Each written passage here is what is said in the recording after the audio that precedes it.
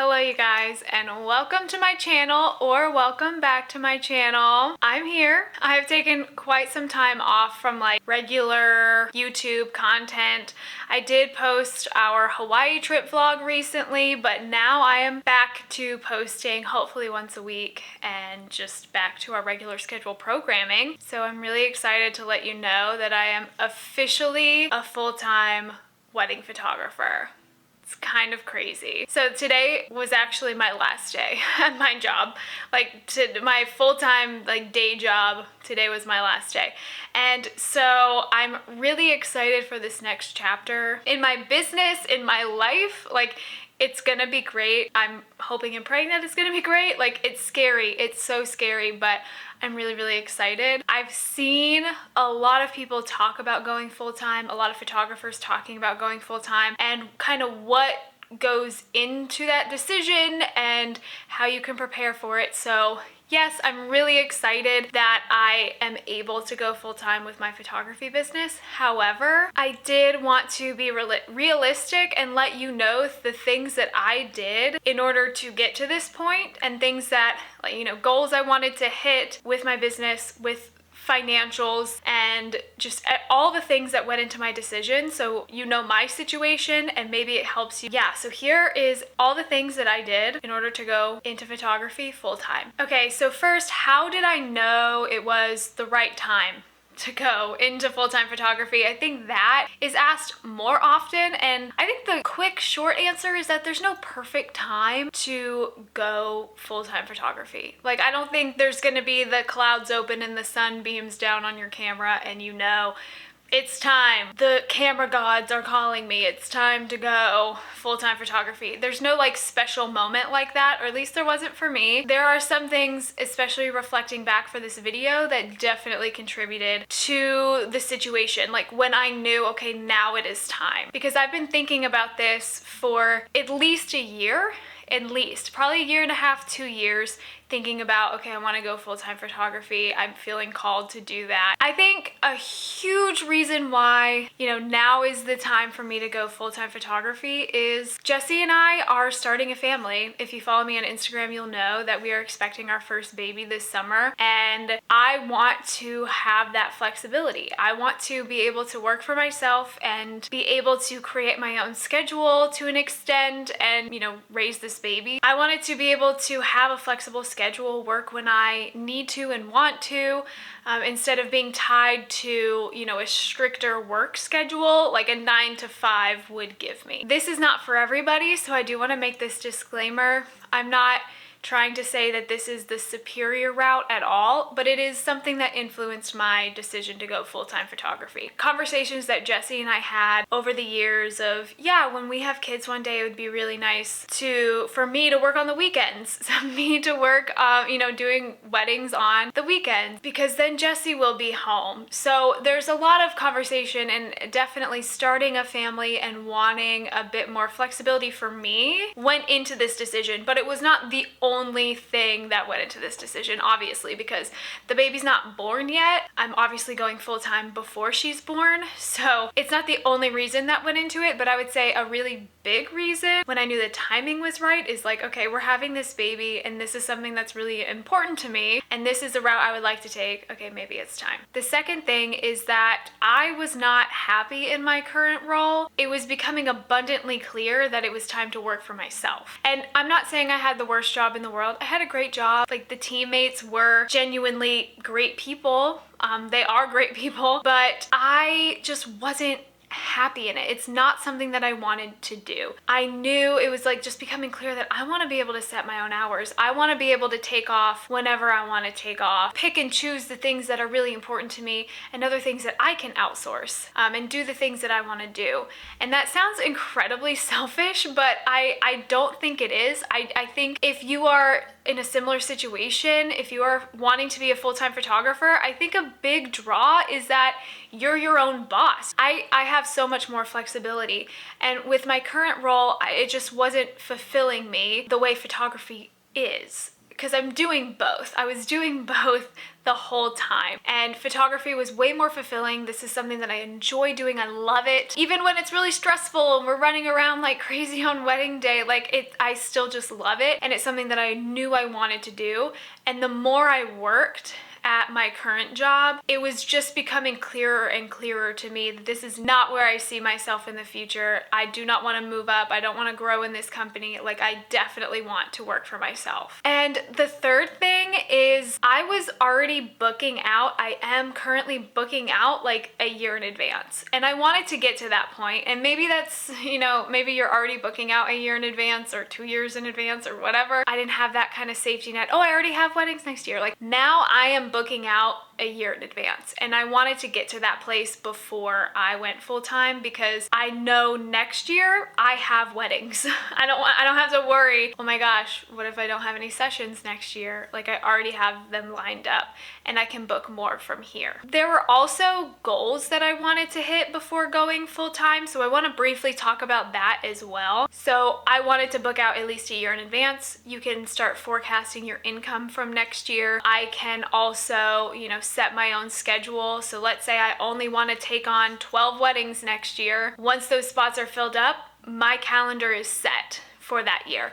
And so that's kind of the mindset that I'm going into this with, is I wanted to start booking out a year in advance. Not fully booked, but I wanted weddings lined up for next year, and I already have weddings lined up for next summer, and it's barely spring. Like, this is March, right? It's barely spring, and I already have some for next summer. So for me, that puts me personally in a good spot. So I felt more comfortable going full-time knowing that information. And second is a financial goal. And this one was actually more important than the first. My husband and I made it a goal of ours to save a year's salary, and it definitely took a while, and it took a lot of discipline and tracking receipts. And if you want to know how we did that, let me know and I can make a whole video of how we did that. We wanted that as a safety net. And I know, talking to anybody else that is full-time or has gone full-time, a lot of people talk about,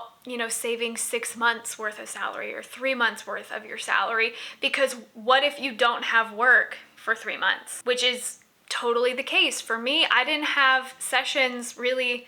I had 1 in February, 0 in January. Now your income is not consistent. You're not going to be making the same amount every single month. So some months you might make more, some months you might make less. Saving money, having that safety net is crucial to going full-time, because you don't want to put your family or yourself, in financial risk. So that was something that was really important to us, saving that salary and just having that financial goal. And once we hit it, it's very freeing. It genuinely, truly is. Like, saving money and having a safety net is truly freeing. And it also, kind of makes us think we can be scrappy with our money and save. And I don't know, you just feel accomplished. So that financial goal was hugely important to me when making that decision to go full time. But things that maybe, my situation, things you should consider about my situation before going full time. So the first thing is, my household has always been 2 incomes. And I think that is something to note for you. Like, if you're watching this video, I'm not 100% dependent on just my income. I have my husband who works a full-time 9-to-5 job with consistent and steady income. I think that's an important thing to know when, if you're basing a decision off of this video. We have guaranteed money every single month. Like, every single paycheck he gets, we know exactly how much it's going to be. We have health insurance, we have retirement, we have all of that. All of that is through a company, and because I'm married, I get to benefit, So I think that's an important thing to note, because I think your decision should be based on maybe some other things. If you are completely, dependent on your income, and even if you're married or not, single or married, in a relationship, whatever, if you're dependent solely on your income, that should influence your decision on when you should go full-time, what circumstances that apply to you. So I just wanted to note that we're still a dual income home, and I have a whole person's income to help rely on. So if I don't make as much one month, we still have that consistent income. But kind of going off of that, something to note is now I'm getting rid of that sense of security, of that consistent paycheck, knowing exactly how much you're making every 2 weeks or every month. At my job before, I was paid every 2 weeks. I knew exactly how much I was getting paid those 2 weeks. I had PTO. You have so many other things and so many, good things about these jobs. And that sense of security is gone for me now.